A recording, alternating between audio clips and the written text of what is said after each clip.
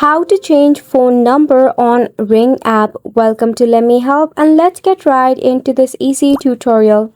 Starting off, open up your Ring application.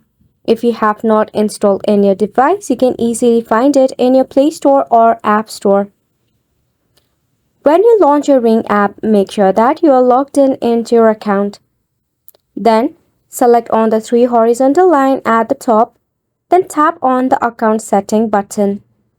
Under account information, click on phone number. If you have a phone number added, you will have update button instead of add.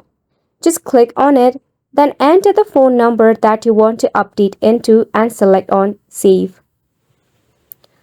If you do not have such option, check for an update using your Play Store or App Store. Then click on the update button. Once you are done, you can press and hold onto your app and head to app info. Over here, start by force stopping it and heading on to storage and cache to clear it up. It is to fix the bug or the glitch issue and also to force an update. By this way, you will be able to change your phone number on Ring app. And it's a wrap for the video as well. Thank you so much for tuning in.